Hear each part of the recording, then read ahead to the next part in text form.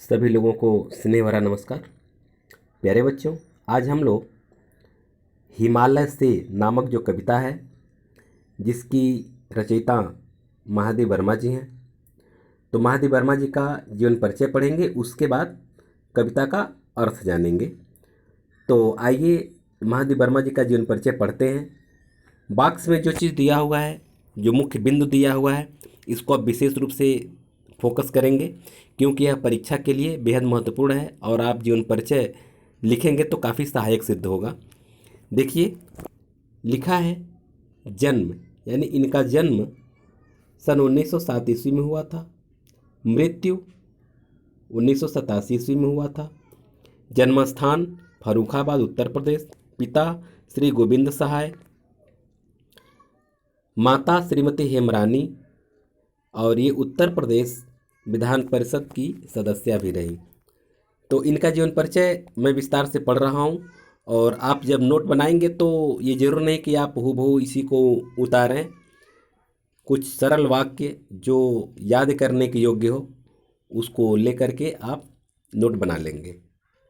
देखिए, आधुनिक मीरा के नाम से प्रसिद्ध महादेव वर्मा का जन्म सन 1907 ईस्वी में होली के दिन फर्रुखाबाद उत्तर प्रदेश में हुआ था।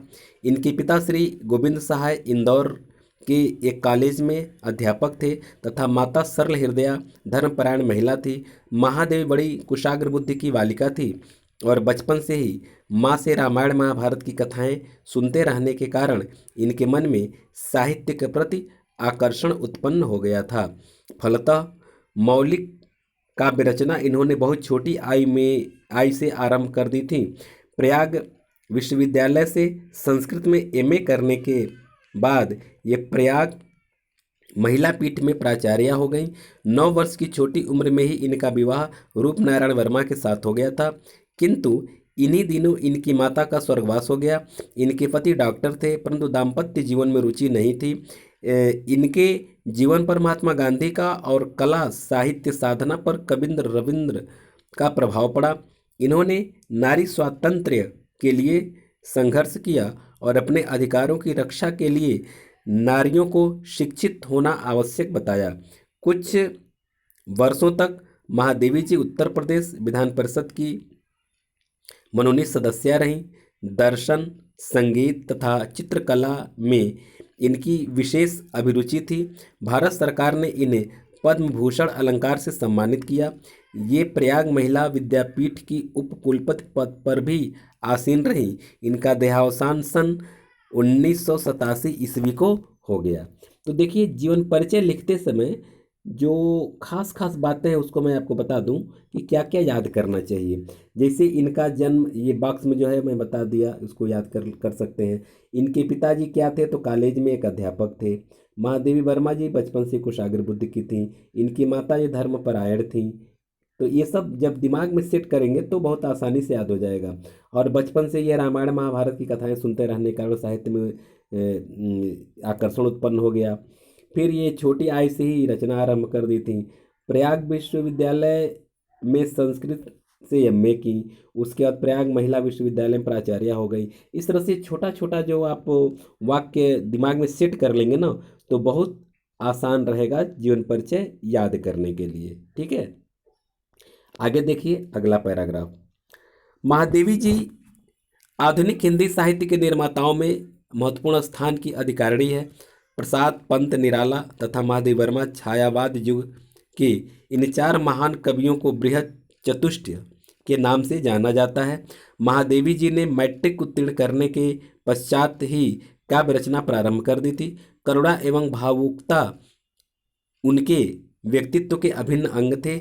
जहाँ एक ओर इनके काव्य में इन भावनाओं की अभिव्यक्ति हुई, वहीं दूसरी ओर इनकी ये भावनाएं संपर्क में आने वाले पीड़ित एवं दुखी व्यक्तियों को भी प्रेम एवं सहानुभूति से प्रभावित करती रहीं।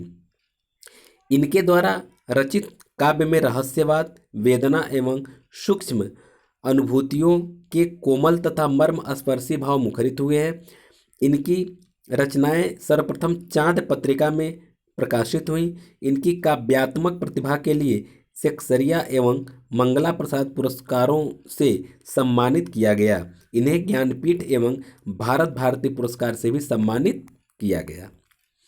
अब अगला जो पैराग्राफ है, इनकी प्रमुख काव्य रचनाएं क्या हैं वो देख लीजिए। निहार, रश्मि, नीरजा, सांध्यगीत, दीपशिखा, सप्तपर्णा और यामा तथा हिमालय, ये इनकी मुख्य काव्य रचनाएं हैं। निहार महादेव वर्मा की प्रथम काव्य संग्रह है। इसमें 47 गीत संकलित हैं। साहित्य को इनकी देन मुख्यतः एक कवि के रूप में है, किंतु इन्होंने प्रौढ़ गद्य लेखन द्वारा हिंदी भाषा को सजाने संवारने तथा अर्थ गांधीर्य प्रदान करने में जो योगदान किया है वह प्रशंसनीय है। तो यहाँ देखिए, जो रचना है, रचना को विशेष फोकस कर लेना चाहिए, क्योंकि परीक्षा में एक ही रचना पूछता है। बोर्ड परीक्षा में एक रचना पूछता है कि निम्नलिखित कवि का जीवन परिचय लिखते हुए उनकी एक रचना लिखिए। तो मान लीजिए कि यहाँ इतनी रचनाएं हैं, नीरजा, रश्मि, निहार, सांध्यगीत, दीपशिखा, सप्तपर्णा, यामा। इसमें जो रचना आपको याद करने लायक लग रहा है तो ये कहीं पूछता है, लेकिन 2-3 लिख देंगे तो और बढ़िया रहेगा।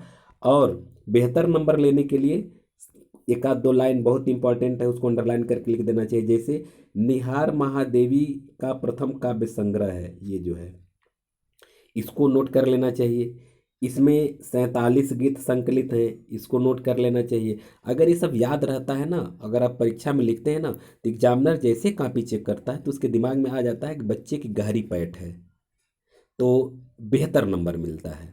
ये बेहतर नंबर लेने का मैं आपको तरीका बता रहा हूँ। आइए अब अगला पैराग्राफ हम लोग देखते हैं। महादेवी जी के गीतात्मक शैली में सरस गीतों की रचना की गई है, जिसमें वेदना की मार्मिक अभिव्यक्ति हुई है। अपने गीतों में इन्होंने असीम, अगोचर, परोक्ष, प्रिय ईश्वर ब्रह्म के प्रति प्रेम का निवेदन किया है। बौद्धों के दुखवाद तथा करुणावाद का इन पर बहुत प्रभाव था। इन्होंने अपने गीतों में स्निग्ध और सरल तत्सम प्रधान खड़ी बोली का प्रयोग किया है। साहित्य तथा संगीत के मणिकांचन संयोग द्वारा गीत की विधा को विकास की चरम सीमा पर पहुंचा देने का श्रेय महादेवी जी को ही जाता है। कवि हृदय लेकर और कल्पना के सप्तरंगी आकाश में बैठकर इन्होंने जिस काव्य का सृजन किया वह स्मरणीय रहेगा। इस तरह से इनका जीवन परिचय हुआ। मैं आपको बता चुका हूं कि आप अपने हिसाब से छोटा छोटा वाक्य बना करके एक सुंदर संकलन करके जीवन परिचय लिख लेंगे। आप लोग अब तक वीडियो को सुने, आशा है कि आप लोगों को इससे लाभ मिला होगा तो आप इसको अधिक से अधिक लाइक और शेयर करिए। बहुत बहुत धन्यवाद।